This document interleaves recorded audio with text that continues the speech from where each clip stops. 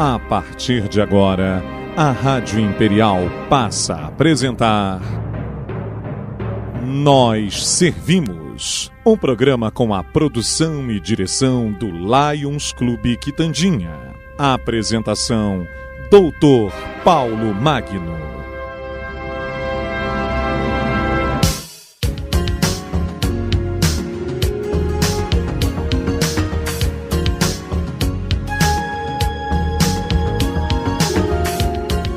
Bom dia, ouvintes da nossa Rádio Imperial.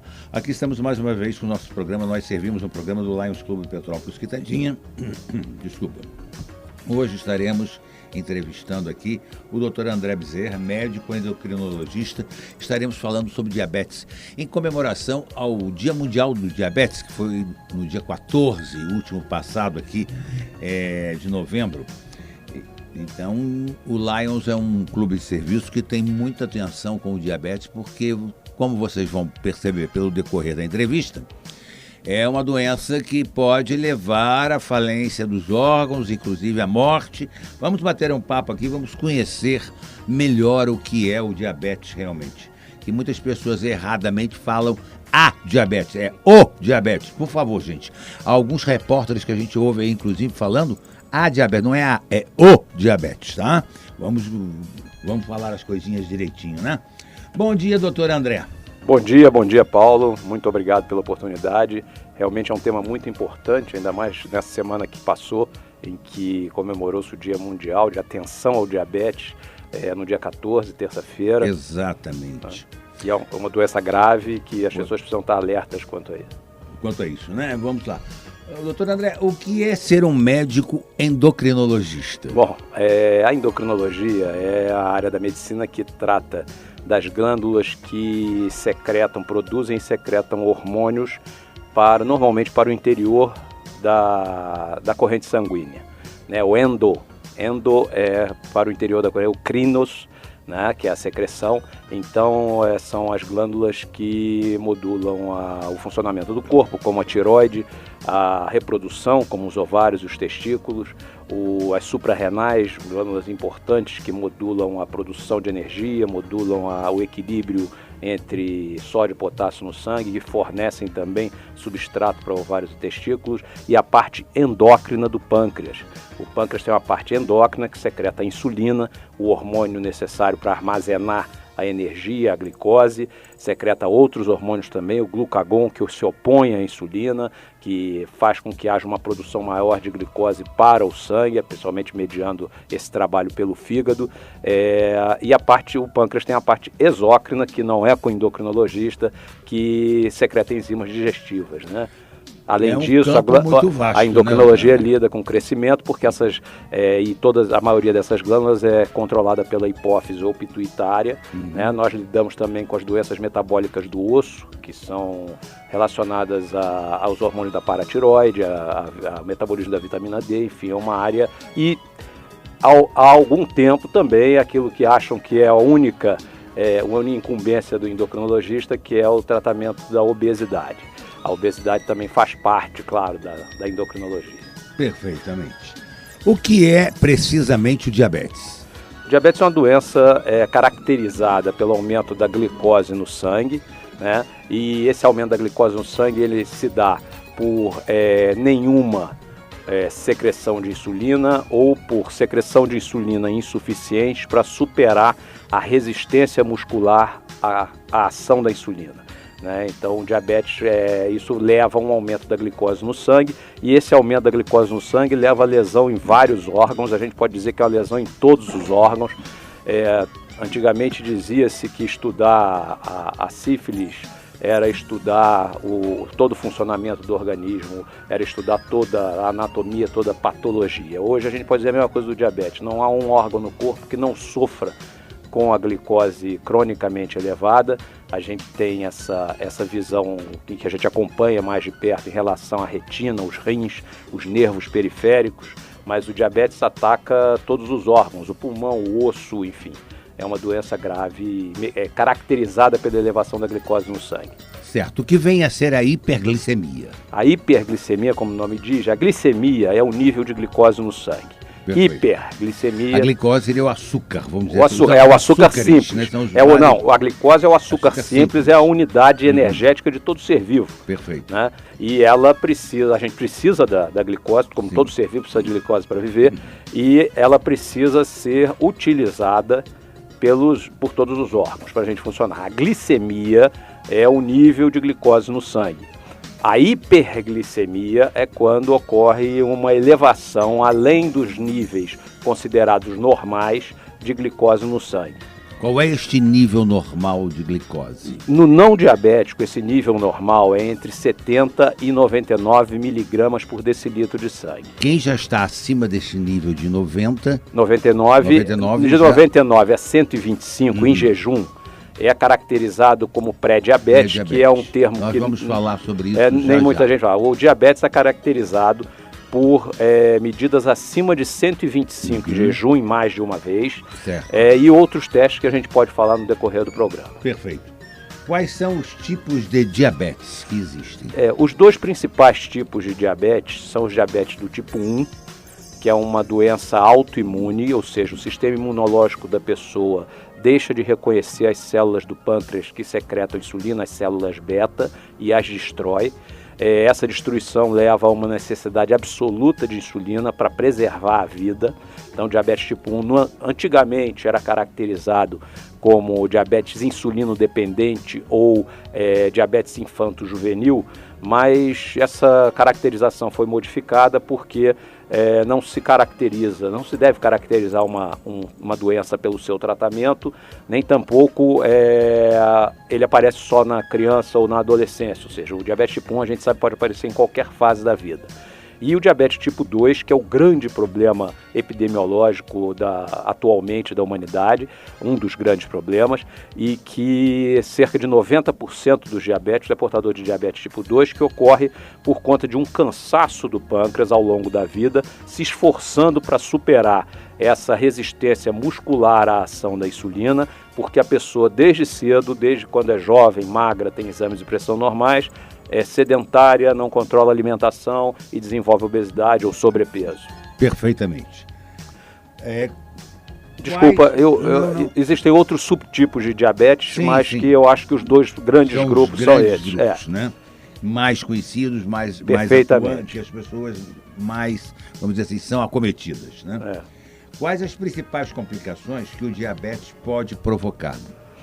Como eu falei, a gente toma muito conta daquelas lesões que a gente já sabe que estão diretamente relacionadas à hiperglicemia crônica, que são as lesões da retina.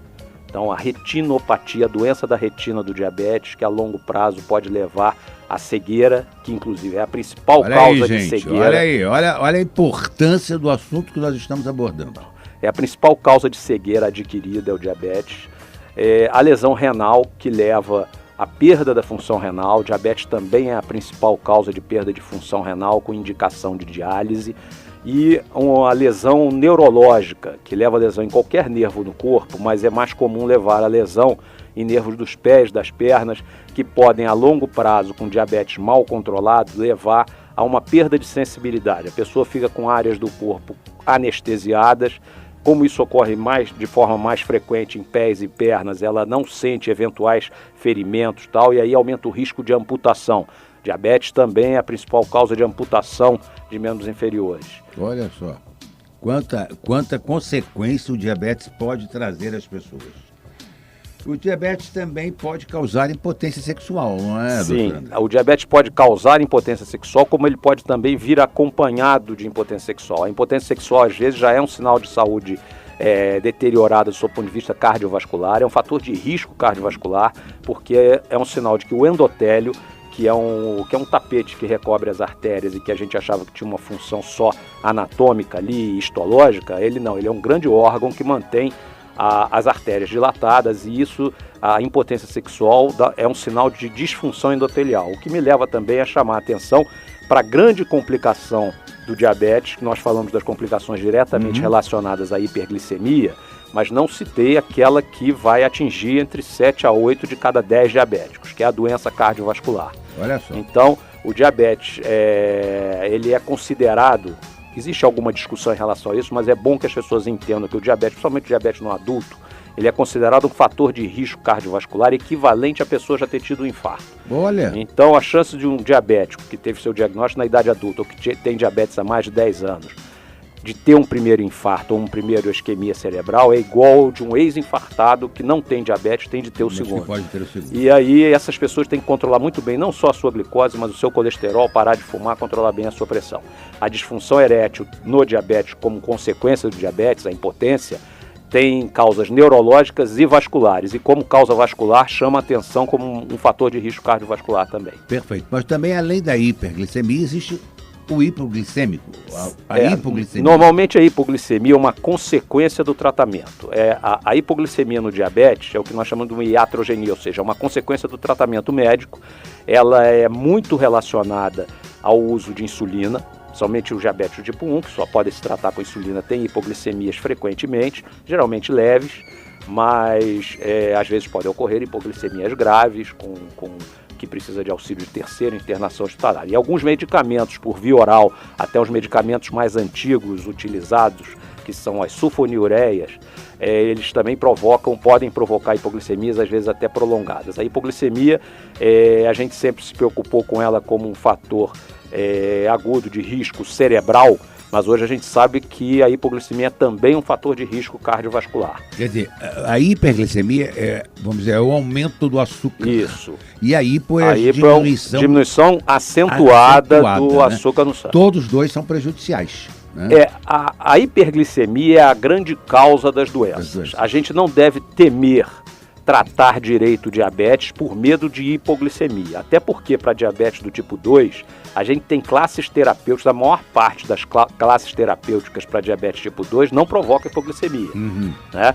Mas mesmo no diabetes tipo 1, teve um estudo muito importante que modificou o nosso tratamento, que foi divulgado no final da década de 80 e início dos anos 90, que mostrou que mesmo no diabetes tipo 1, que tem que utilizar múltiplas drogas, múltiplas aplicações de insulina por dia, o medo de hipoglicemia não pode nos afastar do controle eficaz da doença, porque as complicações de longo prazo, mesmo com uma hiperglicemia leve, aparecem e são muito mais deletérias para a qualidade de vida. Agora tem que ser tratado com médico, a pessoa não pode se automedicar o tempo todo. De forma nenhuma. Como toda doença crônica, a participação do paciente no tratamento é muito importante. Exatamente, tem que ter acompanhamento médico. Mas o acompanhamento médico é vital, até porque é o médico que vai determinar qual é o melhor medicamento. Tem uma maniazinha de se automedicar, né? E às vezes com com medicamentos naturais ou chás, essas coisas, e nisso, se a gente imaginar que no diabetes tipo 2, 50% das pessoas não sabem que tem a doença, nós temos mais de 14 milhões de diabéticos do tipo 2 no Brasil, e diabéticos em geral no Brasil, e metade deles não sabe que tem a doença. Vejam só. Né? Então isso daí e em média o diabetes tipo 2, como essa elevação da glicose é insidiosa, diferente do diabetes tipo 1, o paciente é diagnosticado mesmo 5 anos depois, em média, de que ele já está diabético.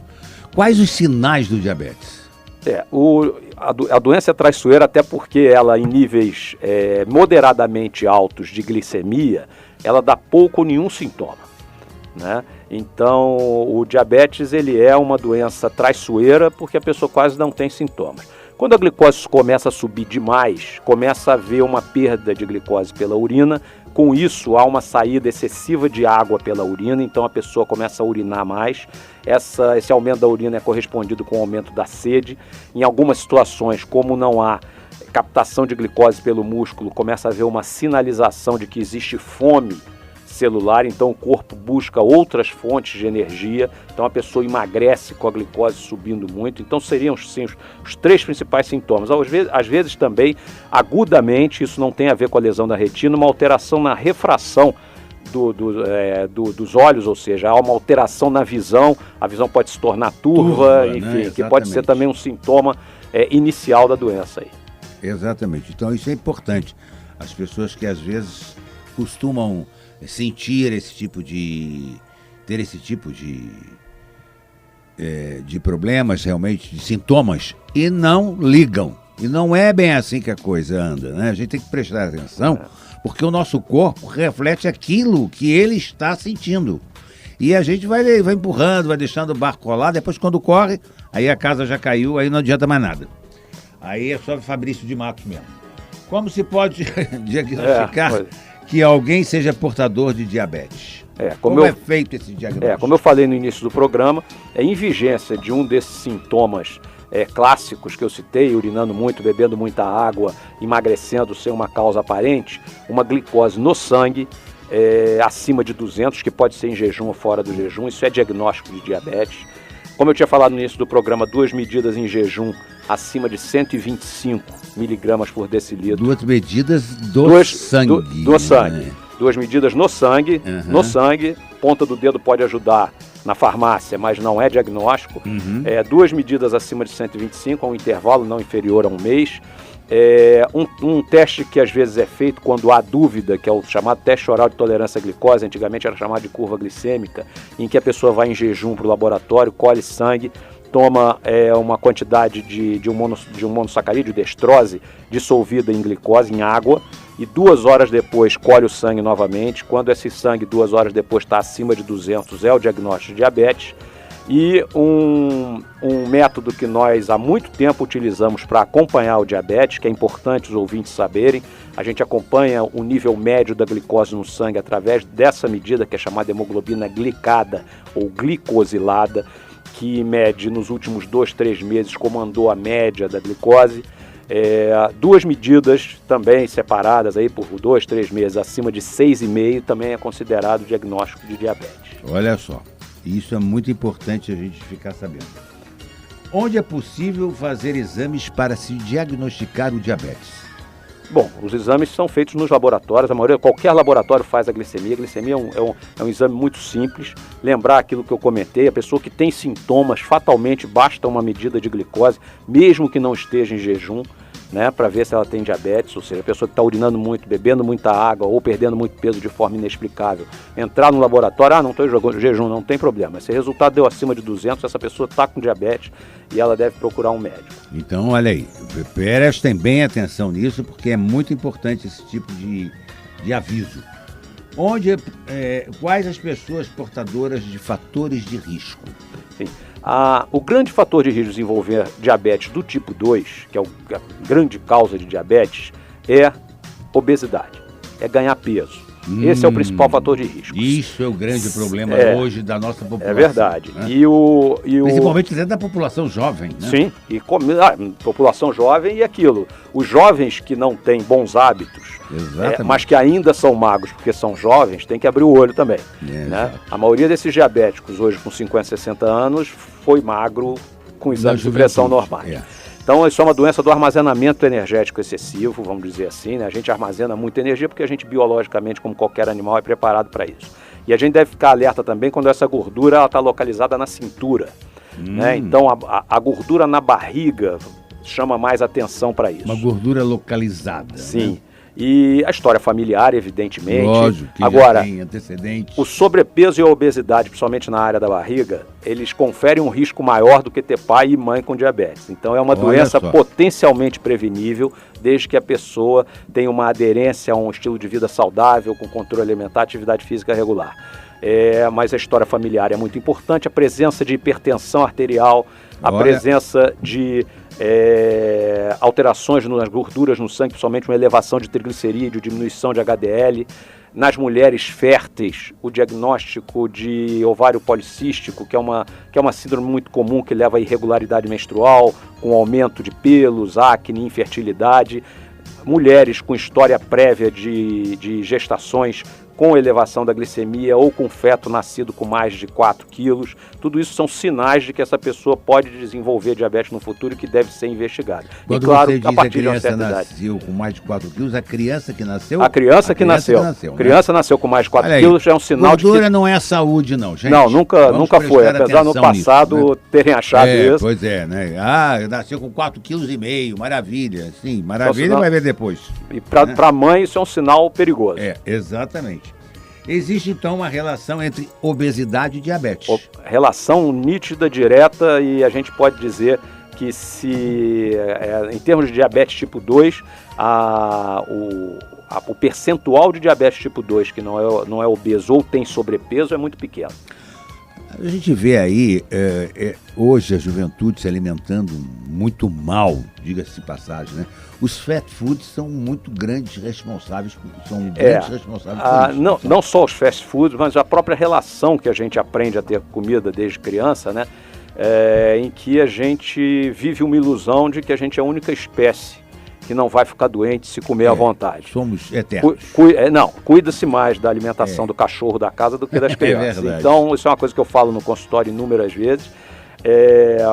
E o fast food, o açúcar adicionado aos alimentos. Principalmente ketchup, parece que tem uma grande ketchup tem, mas por exemplo, os refrigerantes adoçados, uma coisa que as pessoas às vezes acham que estão fazendo uma coisa muito boa para a saúde, que é uma quantidade de açúcar de absorção rápida, que são sucos integrais, quer dizer, mesmo feito em casa. Já cansamos de falar sobre isso. Isso é uma coisa que a gente chama atenção, mas principalmente a pessoa comer além do que deve. O grande problema disso é que, como qualquer outro animal, isso é instintivo. O problema desse instinto é a gente não entender assim e achar que a gente vai naturalmente acordar sem vontade de comer. Então, o que as pessoas deviam ter era compreender a importância da renúncia a isso. Perfeito. Quando se fala esses sucos em caixa, gente, isso daí é a quantidade de açúcar que da tem própria fruta, diga-se de passagem. Né? Da própria fruta.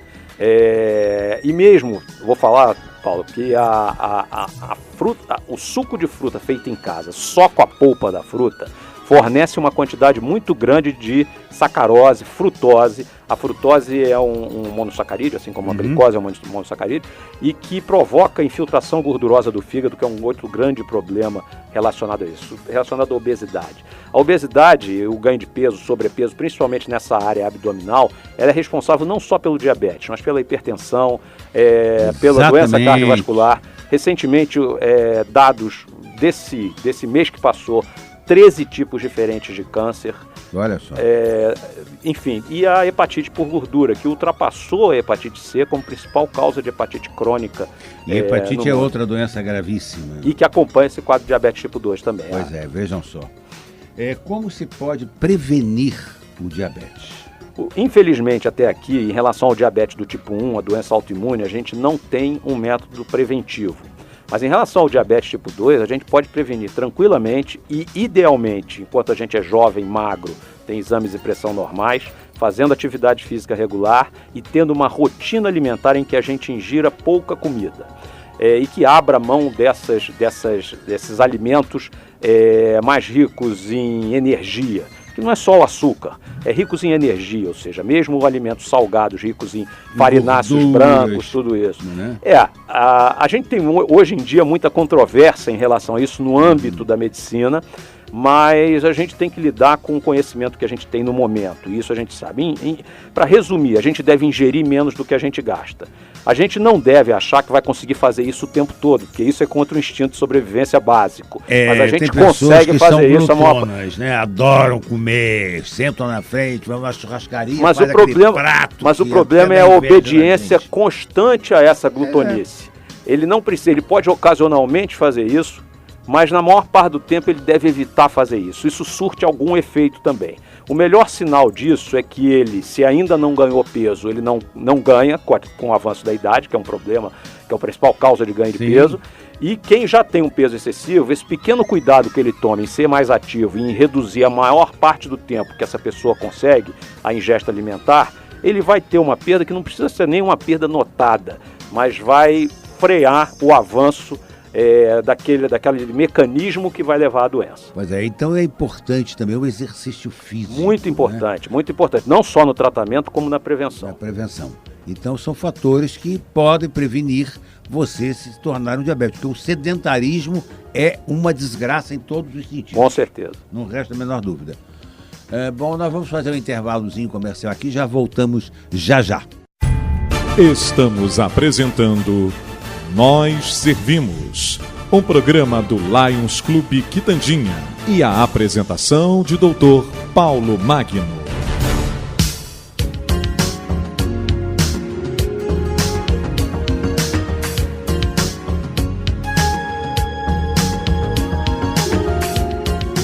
Bom, vamos ao segundo bloco nosso aqui. Estamos hoje no nosso programa, entrevistando o doutor André Bezerra, médico endocrinologista. Estamos falando sobre o diabetes em comemoração ao Dia Mundial do Diabetes, que foi dia 14 de novembro, que passou agora. Os clubes de Lyman são prestadores de serviços importantes no combate e na aferição de diabetes, e é uma questão que a gente sempre se preocupa muito. Por isso estamos batendo esse papo aqui hoje. Doutor André, consumir açúcar mascavo é mais benéfico do que consumir açúcar refinado, ou isso é mito? Isso é mito, porque é sacarose como o açúcar refinado, assim como o mel também é sacarose, é açúcar do mesmo jeito. É sempre bom lembrar que a adição do açúcar, ela tem um papel enorme nisso, principalmente reiterando os líquidos, né? Lembrar que quando a pessoa bebe um líquido açucarado, qualquer que seja ele só soma a quantidade de calorias que a pessoa ingere no dia a dia. Né? Diferente da pessoa se alimentar com uma comida calórica, que provoca saciedade. Então, o líquido ainda tem esse problema de não saciar. Então, a pessoa acaba aumentando a ingesta diária de calorias e levando ao aumento do risco de obesidade e desenvolver essas doenças que a gente descreveu. Perfeito. Então, olha aí, é mito, tá vendo, gente? Eu estou consumindo açúcar mascavo, não estou consumindo açúcar refinado. É a mesmíssima coisa. É a mesma coisa. Vamos abrir o olho aí, porque esses mitos precisam ser desmistificados.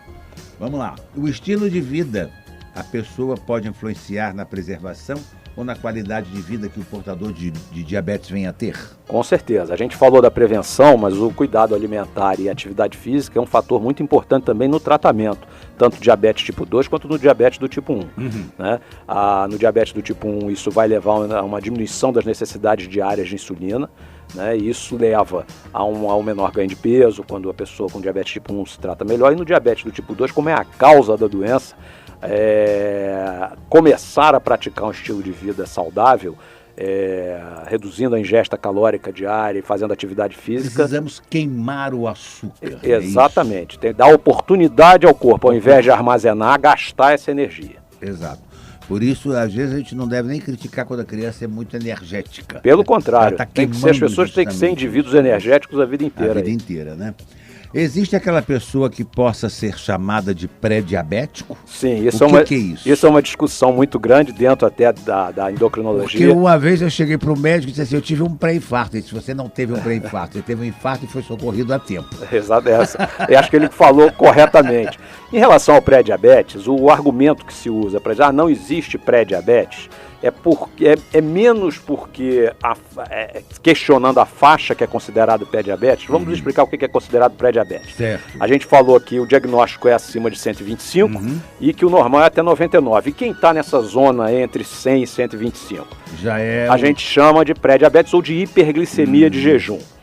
Falamos também que naquele teste que a pessoa bebe aquela água com açúcar e que dosa 2 horas depois no laboratório, que acima de 200 é diabetes. Mas até 140 é normal, e entre 140 e 200 também a gente chama de pré-diabetes ou de tolerância diminuída à glicose. E também em relação à hemoglobina glicada ou glicosilada, em que nós falamos que era acima de 6,5, mas o normal é até 5,7. Quem está na zona entre 5,7 e 6,5 e 6,4 seria considerado pré-diabetes. O termo é ruim, mas é ruim também porque nem todo mundo, nem todos esses pré vão se tornar diabéticos. Então, é isso. Mas, para servir como alerta, ele é válido. Mas ele pode vir a ser. Com certeza ele está caminhando para isso. Eu tô dentro e porque a hiperglicemia é um crescendo, ou seja, a pessoa tem 20 e poucos anos, faz aí a cada 2 anos uma glicemia em jejum.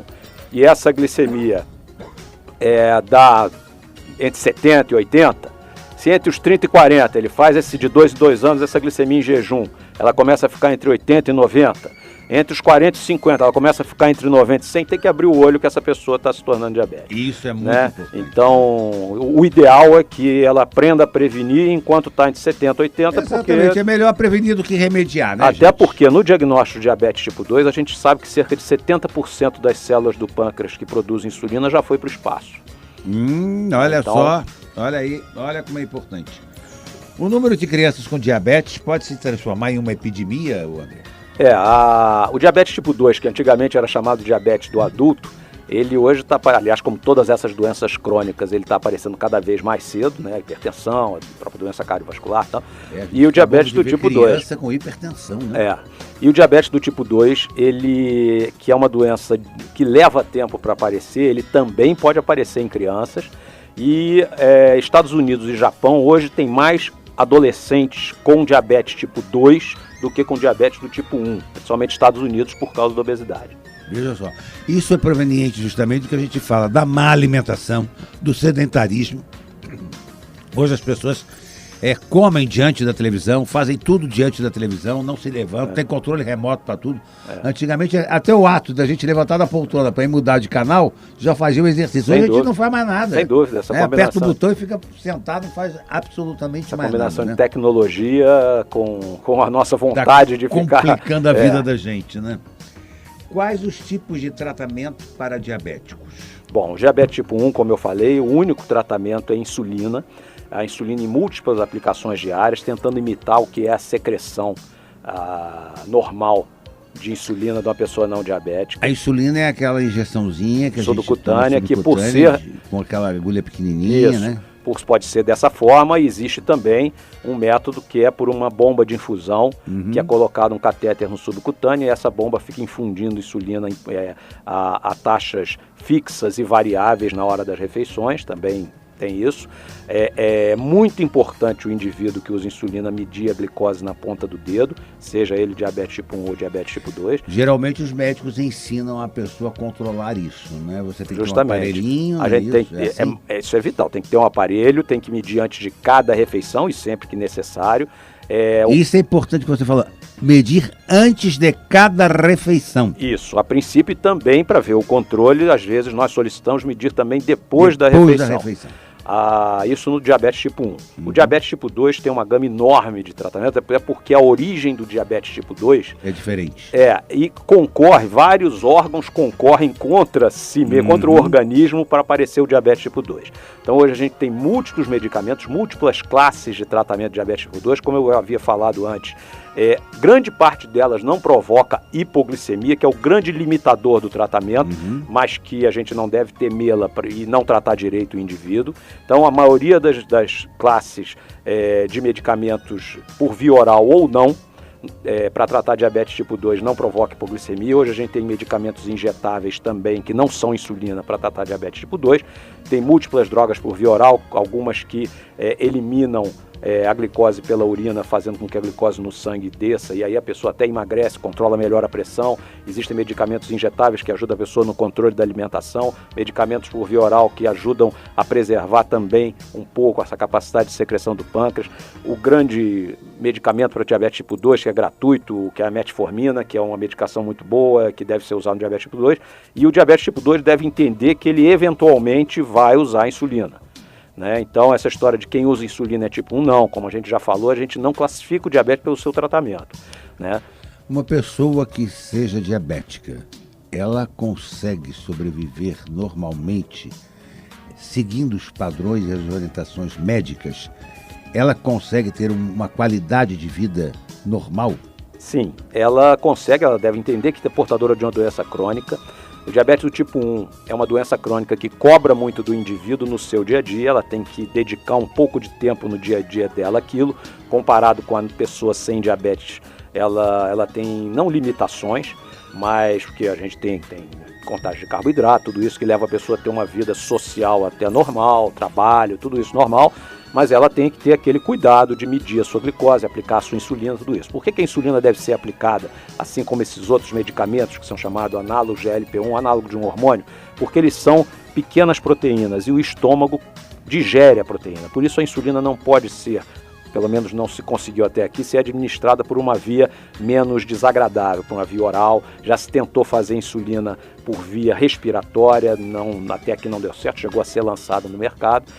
Então, existe essa coisa da dedicação. No caso do diabetes tipo 2, a pessoa ela consegue ter uma vida muito próxima do normal, lembrando que tem como hipertenso, tal, que tomar seus medicamentos na hora certa, tudo isso. E, como todo mundo, é importante. Isso sempre eu falo no meu consultório. Agora nós vamos falar de uma coisa que não tem a ver com o fato de ter a doença, é o cuidado com a alimentação e atividade física, que todo mundo tem que fazer. E para essas pessoas não deve ser diferente. Perfeitamente. Quanto à população, qual é a atual população de diabéticos? Parece que existem cerca de 180 milhões de diabéticos no mundo. Até um pouco mais do que isso. Mais do que isso. A gente deve ter hoje em dia 250 com a perspectiva. Hoje 1 em cada 11 pessoas no mundo é diabético. Então é mais do que isso. É muito com grande. A perspectiva disso ultrapassar 600 milhões de pessoas em 2040, que é 1 em cada 10 pessoas, né, com diabetes. E é uma morte a cada 6 segundos causada pelo diabetes. Como é que é? É uma morte a cada 6 segundos, ou seja, durante a duração desse programa, morreu uma pessoa a cada 6 segundos no mundo por diabetes. Deus que me perdoe, é muito grande isso. Isso é uma coisa que tem que ser, quase uma epidemia, sem realmente. Sem dúvida. Não resta a menor dúvida. Mas essa população ainda pode ser maior, né, doutora André? Pode ser maior, até porque metade não é diagnosticado normalmente, as estatísticas mostram isso. E o outro grande problema desse crescimento é que esse crescimento vai se dar mais nas populações das regiões mais pobres do globo, né? Então isso é um outro grande... Pela má alimentação, pelo acesso a alimentos fáceis, baratos e com muita concentração energética e com uma visão errada de que a economia na hora de comprar no supermercado é uma economia válida. Na realidade vai gastar na farmácia agora no futuro. Você tocou num assunto que eu queria ver quando você diz uma alimentação cercada de energéticos, certo? Rica em energia. Rica em energia. E energético tem problema? Não, os energéticos, aqueles energéticos, assim como a bebida alcoólica sem exagero, tudo isso não vai ter um impacto tão grande. A pessoa deve saber conversar com o médico, saber qual é o impacto, somente diabetes tipo 1, que tem uma janela de controle ali bastante estreita. Agora, não, quando eu falo de energia, é caloria, é um alimento muito calórico, que é justamente aquele alimento que eu procuro explicar isso para os pacientes, é aquele alimento que é mais gostoso justamente por ter mais caloria. Então, o cérebro faz isso para a gente armazenar, só que ele não sabe que a gente... A bebida também é um problema sério, A bebida pode ser um problema sério com o exagero. Açúcar, né? Ela tem caloria. O álcool tem caloria. Né? Algumas têm açúcar, né? A gente tem grande parte da cerveja, o vinho tem carboidrato. Vinho tipo seco é melhor, né? Aquele mais rascante, né? Agora também tem da uva, a uva tem carboidrato, tudo isso. Então, a pessoa que trata com múltiplas aplicações de insulina ou com bomba de infusão e que faz contagem de carboidrato, carboidratos são os açúcares complexos presentes nos alimentos, deve contá-lo ao carboidrato presente na bebida alcoólica. Eu estou lhe perguntando isso, que eu tenho alguns amigos que são diabéticos, como infelizmente eles são portadores do diabetes, e aí eles... Não, vinho seco eu posso beber. Não, nem deve à vontade, até por diversos outros motivos, mas que deve pensar que está ingerindo uma certa quantidade de carboidrato. Não é só o carboidrato que vai fazer o açúcar do sangue subir. Lembrar, como eu falei no início do programa, que o diabetes tipo 2 é causado por uma não captação de glicose pelo músculo.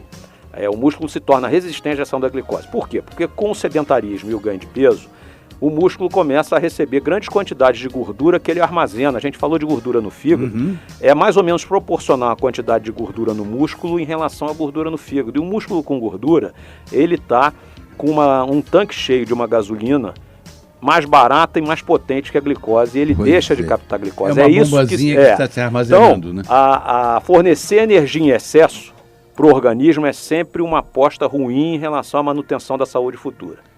André, há uma estimativa que em 2025 a população de diabéticos dobre. Isso se deve ao envelhecimento da população, à urbanização crescente com estilos de vida pouco saudáveis, como o sedentarismo, e dietas inadequadas e a obesidade. São esses os fatores, esses são os principais fatores conhecidos sobre isso. Então é bom, pessoal, a gente, como eu falei, tem tido uma controvérsia hoje sobre o que essa controvérsia não é uma controvérsia externa, isso é uma controvérsia dentro da área da endocrinologia, sobre o que seja realmente uma alimentação saudável, mas o que a gente deve ter em mente é que a alimentação saudável é aquela em que a gente armazena menos do que gasta. Eu acho que a gente vai chegar nesse ponto em algum momento. A gente, em termos de nutrientes, a gordura poliinsaturada, gordura saturada, carboidrato simples, quer dizer, a farinha, carboidrato complexo, a farinha integral, ou outros, ou alguns legumes, folhas, tudo isso tudo faz parte de uma gama de nutrição em que está havendo uma certa discussão sobre o que a gente deve orientar. Mas qual é a grande causa? Mas se a gente ingerir menos do que gasta a maior parte do tempo, todo o tempo é impossível, porque isso é instintivo, a gente vai conseguir manter a saúde ou tratar o que a gente já tem.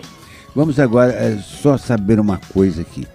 Dos alimentos, assim, legumes, tem algum legume que seja prejudicial? Tirando as folhas, que apesar de terem glicose, a gente não faz parte dos animais que conseguem aproveitar a glicose. Daqui a pouco o pessoal vai perguntar assim, o que a gente pode comer? A gente hoje em dia, a gente sempre fala com moderação, a gente procura orientar a pessoa a evitar os alimentos que vão fazer a glicose subir rapidamente no sangue. Então, por exemplo, ao comer uma fruta isoladamente, é ideal que ela coma uma fruta que possa ser comida com casca ou com bagaço. Tá? Certo. A outra coisa em relação aos chamados legumes, que na realidade às vezes são raízes, às vezes existe um mito também, o que vem debaixo da terra não pode comer. Trigo e milho são mais prejudiciais do que cenoura, por exemplo, e surpreendentemente beterraba. Rabanete, por exemplo. Beterraba é açúcar? Sim, mas tem, apesar de ter açúcar, ela tem um pouco mais, claro, moderadamente. Essas frutas, tudo isso tem carboidrato que nós digerimos e vão elevar a glicose. Mas lembrar que se isso é ingerido junto com uma proteína, ou seja, um peito de frango, um peixe, uma carne magra, junto com o feijão, que o arroz integral, que com a casca de celulose retarda também a absorção dessa glicose contida nesse nutriente, com uma salada com folhas não absorvíveis, que tem glicose, mas que a gente não digere totalmente, não absorve, uma chicória, uma couve, isso tudo retarda a absorção da glicose. E na quantidade, é importante entender a carga de glicose que se está ingerindo, porque existe também um grande erro das pessoas, eu como de forma saudável. Sim, mas... Só que numa quantidade excessiva, isso deixa de ser saudável. Aí não é saudável, pois não tem nada que seja saudável. Perfeitamente. Né? Quando a gente fala feijão, é feijão magro, é feijão com feijoada, pois é. Bagunça. Pois é, né? não é assim. Então as pessoas precisam aprender realmente a dosar a quantidade a preparar a comida, a dosar e a programar o quanto vai comer. Minha sogra dizia assim, André, a gente tem que levantar da mesa com um pouquinho de fome. Isso, sua sogra está corretíssima nisso aí. E ela foi aos 100 anos. Perfeitamente. A gente pode não garantir que tenha sido só isso, mas isso contribuiu com certeza. Então, é o normal isso, né? As pessoas, às vezes... Mas o problema é esse. Ansiedade, não é só ansiedade, é instinto. Isso a gente explica para os pacientes também. Nós médicos que lidamos com isso, a gente atrapalhou muito as pessoas quando nós encarávamos a escolha alimentar do ser humano como voluntária. Ela não é voluntária, ela é instintiva como a de qualquer outro animal. Sente o cheiro, já dá vontade de comer, né? Sim, mas o problema é que se você parar para pensar, é o único instinto que a pessoa, por acreditar que nunca vai fazer mal, é o único instinto que as pessoas têm que obedecer na hora que dá. E o que a gente pede hoje, esse é um instinto que você também tem que aprender a controlar, não quer dizer que você nunca vai perder para ele. Ou seja, então a gente também entende que a pessoa, às vezes está numa festa e se houver um exagero, que ela não jogue fora tudo que ela fez até ali. Ou seja, se ela estava seguindo uma orientação de mudança de estilo de vida, não é a ceia de Natal que vai atrapalhar demais. Vai atrapalhar um pouco, mas não vai atrapalhar demais. Por aí. A conscientização e a prevenção são as melhores formas de combater a doença? Com certeza. Diabetes tipo 2 é uma doença potencialmente prevenível com um bom estilo de vida. E é lamentável que isso não seja assim. É lamentável que isso não seja assim. A pessoa pode prevenir a doença adotando desde cedo na vida uma alimentação regrada em que ela ingira pouca energia, pouca caloria e faça atividade física regular. Eu fico horrorizado, eu tenho um companheiro nosso do Lions, que o diabetes dele chega a 400. Eu digo, gente, isso é um... ele provavelmente tem diabetes do tipo 1 ou um diabetes tipo 2 de muito tempo em que o pâncreas dele já não secreta muita insulina e aí... A coisa é complicada. Os diabéticos devem sempre evitar açúcar, né? Isso é mito ou é verdade? Isso é... Como a pessoa entende que o que sobe no sangue é a glicose... Então não come açúcar, não pode comer açúcar. Eu não como açúcar também. Não come açúcar, mas come pão, come macarrão, come tudo. Enfim, como eu falei anteriormente, a maioria das coisas que a gente come vão ter impacto na glicose no sangue. Como as pessoas sabem que a glicose é um açúcar simples, as pessoas acham que o açúcar que é ingerido é o que vai fazer a glicose no sangue subir. Pois é, evidentemente que o açúcar é uma das coisas que absorve mais rapidamente e que faz a glicose subir no sangue. O diabetes deve evitar totalmente o açúcar se isso for possível, mas é aquilo que nós estávamos falando, somente no diabetes do tipo 1, em que ele pratica a contagem de carboidrato, ele sabe quanto ele vai precisar de aplicar de insulina rápida para armazenar aquilo que ele ingeriu, e se ele estiver num ambiente em que não tiver opção e ele quiser ingerir, não vai ser ele consumir o açúcar e aplicar que vai fazer ele ali cair duro, nada disso.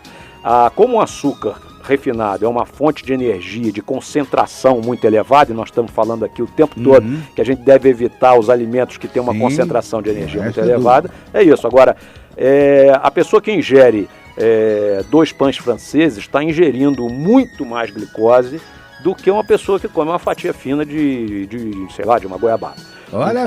Então é importante entender isso. É importante entender que o açúcar não vem só daquilo que nos dá a sensação de doce. Até porque os adoçantes artificiais dão a sensação de doce sem terem um impacto na glicose no sangue a princípio. Perfeito. O diabetes tem cura? Essa é uma pergunta complicada. Isso há um tempo atrás a gente diria que não, mas hoje não. Hoje a gente tem alguns parâmetros, principalmente baseados nos indivíduos obesos que fizeram cirurgia bariátrica. Veja bem, a cirurgia bariátrica autorizadas e estudadas, não a cirurgia do diabetes, que às vezes é divulgada na imprensa leiga, mas a cirurgia bariátrica, que a gente tem, a cirurgia para emagrecimento. Então, alguns desses indivíduos, e de forma às vezes até independente de uma perda acentuada de peso, alguns desses indivíduos começaram a ter a normalização do seu nível de glicose no sangue e pararam de tomar medicamentos. Seria porque essa cirurgia inibe um pouco a fome? Sim, inibe, dependendo da cirurgia, inibe a fome, emagrece. Sim, e tem uma coisa que está sendo muito estudada aí, que é a mudança das bactérias que nós temos no nosso intestino. Hoje a gente sabe que essas bactérias têm um papel na gênese também dessas doenças crônicas e aparentemente a cirurgia bariátrica pode promover a mudança dessas bactérias, dessa flora bacteriana que a gente tem no intestino. O grande problema da flora bacteriana que a gente tem no intestino, isso é muito importante entender, é que essa flora se forma até os 2 anos de idade, como uma impressão digital. E a flora de maior risco vai ser formada a partir disso aí. Então hoje a gente aborda o abuso de antibióticos na primeira infância como uma forma de risco de desenvolver doença crônica. Isso aí é um problema sério. A cirurgia bariátrica passa por aí. Então alguns desses indivíduos, eles pararam de usar os medicamentos, pararam de usar a insulina e às vezes 5 anos depois estão com uma hemoglobina glicada normal, abaixo de 5,5 e tal. A gente considera que esses indivíduos curaram seu diabetes tipo 2. Se a pessoa consegue fazer isso, mudando o seu estilo de vida, sem precisar de cirurgia, a gente vai acabar tendo um parâmetro, mas a gente hoje em dia deve dizer que não, o diabetes é uma doença crônica, incurável, a não ser nessas exceções dos indivíduos submetidos à cirurgia bariátrica. O diabetes pode levar à cegueira, como nós falamos anteriormente, né? Por quê? Isso ocorre porque a glicose elevada cronicamente no sangue leva ela se liga às proteínas do organismo, levando a uma perda de função dessas proteínas. E isso leva a lesão nos vasos e nos nervos. Tá? Essa lesão nos vasos sanguíneos faz com que haja na retina áreas de entupimento dos pequenos vasos. Então o diabético deve todo ano fazer uma imagem de fundo de olho no oftalmologista, porque às vezes, não, estou enxergando bem, está tudo bem com a minha glicose. Não, a lesão vascular que é vista na retina dá uma ideia disso, de como está esse controle, de como está a doença, porque quando vai dar um sintoma, isso está muito avançado. Essa lesão da retina pode progredir tanto a ponto de haver sinalização para a criação de pontes vasculares, novos vasos sanguíneos que crescem no interior do globo ocular, mas que não são vasos sanguíneos bem formados como foram aqueles quando a gente era um feto. Certo. Então esses vasos sanguíneos podem estourar com facilidade e ao estourar cicatrizam, a pessoa tem uma hemorragia dentro do olho, podem puxar a retina, tem um descolamento de retina, pode levar à cegueira. Então, o acompanhamento regular do fundo de olho do diabetes é muito importante na prevenção da evolução da doença retiniana no diabetes. Pois é, nós fizemos semana passada uma campanha sobre o glaucoma, que realmente o glaucoma é uma doença também proveniente muitas das vezes de pessoas que são portadoras de diabetes. Mas e a gente falava isso aqui também. Mas assim, o glaucoma não faz parte da doença retiniana do diabetes. Certo. Quando ocorre, evidentemente, uma hemorragia intravítrea, aumenta a pressão dentro do globo ocular. E isso a gente chama de glaucoma agudo, mas não é o glaucoma crônico. Perfeito. Aí não tem relação. Perfeito. A palavra sem açúcar, ou diet, não significa sem calorias ou sem carboidratos, não é isso? Tem toda a razão. A gente pode dizer isso, por exemplo, em relação a parte dos refrigerantes. Não, refrigerante não. Refrigerante, ele realmente, como a única fonte de caloria do refrigerante é a sacarose, é o açúcar, ao tirar o açúcar, ele realmente não tem açúcar. Existe uma certa dúvida sobre adoçantes e essa flora bacteriana que eu comentei. É uma dúvida recente, infelizmente a gente vai aprendendo, mas que a gente deve entender que o adoçante e a bebida adoçada artificialmente, ela é uma ferramenta útil como substituto a uma outra, enfim, componente equivalente que vai ter um impacto maior. Ela não é a solução, infelizmente, né? Agora, isso é uma coisa que não é todo produto dietético que é isento de calorias. Né? Você pode tirar a sacarose de uma geleia que você ainda vai ter o açúcar da fruta naquela geleia. Né? Você tira a sacarose do chocolate, né? O açúcar do chocolate, ele é diet porque ele não tem açúcar, mas ele tem a gordura do chocolate. Então, a pessoa deve sempre olhar, isso é muito importante, olhar a informação nutricional no verso. Hoje todos os produtos têm isso. São obrigados a ter, né? E isso é muito importante. Por exemplo, adoçar o cafezinho com adoçante. A gente preconiza isso porque é uma chance, foi o que eu falei. Como a gente tem o substituto... Eu já faço isso normalmente, porque eu tenho um problema do açúcar cristalizar nos meus dentes. Não, isso é... A gente não deve esquecer que cárie dentária é causada por açúcar. E eu tomo muito café, aí meu dentista diz assim, então, por favor, substitui para eu... E o adoçante... E eu não consigo mais tomar café com açúcar. Pois isso é uma coisa que as pessoas se adaptam, né? Agora, o adoçante, ele é para ser como substituto a partir do momento que a pessoa tem a intenção de mudar seu hábito de vida. A pessoa acha que, eu tomo muito refrigerante no dia a dia comum. Eu acho que eu vou emagrecer se eu passar a tomar refrigerante dietético. Não, provavelmente não vai. Porque essa pessoa vai comer mais porque o cérebro dela vai pedir outra fonte. Então, substituição, mas na pessoa que vai fazer o correto, que é mudar o que come para uma coisa programada, fazer a opção, como a gente quer o contrário da poupança, não é a mesma coisa depositar R$1.000 nem R$1.200. Então os alimentos diet sem açúcar estão liberados para os diabéticos e eles podem ser consumidos à vontade? Na maioria das vezes não é bem assim como a gente falou. E em relação até os refrigerantes, a gente sabe que ali, às vezes, tem alguns acidulantes que a gente deve ficar de olho, somente os refrigerantes de cola que tem ácido fosfórico, tem relação com a absorção de cálcio, então tudo isso a gente tem que ficar de olho nisso aí. Tem que se beber a água mesmo no dia a dia e, ocasionalmente, a pessoa tendo a oportunidade, vai consumir seu refrigerante dietético, se ela tiver diabetes, vai ser melhor para ela. A água é tão importante que ela até sacia a fome, né? Sim.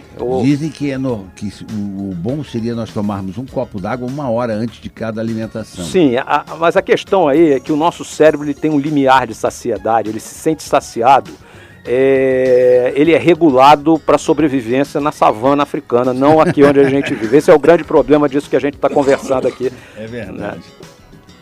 O Programa Nacional de Atenção e Hipertensão Arterial e Diabetes Mellitus, que é o hiperdiabético, né? É criado pelo governo federal, ajuda em alguma coisa, doutor André? Olha, ajuda bastante até em termos de, principalmente fornecimento de medicamentos. Como eu falei aqui, a metformina que é o primeiro e principal medicamento, é o medicamento presente na prescrição de todo diabético tipo 2, ele é fornecido gratuitamente pelo programa. Bons medicamentos de hipertensão, lembrar que no diabetes a hipertensão, que eu falei em relação ao risco cardiovascular, a proteção renal. Então, os remédios fornecidos por esse programa gratuitos, né? Aqueles que terminam em PRIO ou em TANA, em termos de remédios para hipertensão, são protetores do rim no paciente com diabetes. Então, esse programa. Agora, o problema é que no diabetes tipo 2, a doença é uma doença progressiva, até porque as pessoas não mudam realmente seu estilo de vida. Esse então, o uso de múltiplas drogas, ela é o comum e não a exceção. E aí entra um problema desse programa. Esse programa não contempla novas e melhores drogas que trazem mais benefício ao paciente, que por serem protegidas por patente, eles não têm um custo mais elevado. E aí esse programa fornece drogas que a gente usa no atendimento privado, usa muito raramente hoje em dia. Então isso é uma crítica que a gente deve fazer ao programa. A outra coisa é que o programa deve fornecer, a gente tem insulinas que não são as insulinas que a gente prefere, mas a gente tem fornecimento gratuito de insulina, mas o programa deve contemplar também o fornecimento de aparelho e fita, que diabetes tipo 1 e diabetes de tipo 2, que usam insulina, não podem prescindir de medir a glicose antes de aplicar a insulina. Pois aí, a gente vê aí, às vezes, reclamações nesse sentido, de que os organismos não têm essas fitas para medição de glicose. Isso é de suma importância e acho que os governos têm que estar atentos a esse tipo de coisa, porque disso depende a sobrevivência do paciente. Sem dúvida nenhuma, e também para o orçamento da saúde, tratar bem o diabetes confere economia a longo prazo no tratamento das complicações. Lógico, não resta a menor dúvida. Isso é muito importante.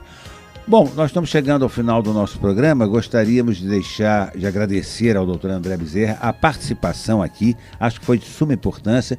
Muitas pessoas passaram a conhecer melhor o diabetes, passaram a entender melhor e até alguns, de repente, podem ter acordado. Será que eu tenho isso? É bom verificar.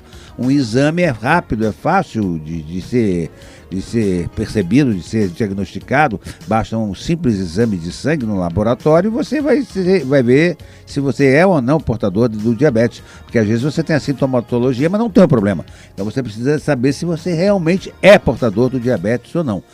E se for, tem que se tratar, tem que se cuidar, porque senão é suicídio.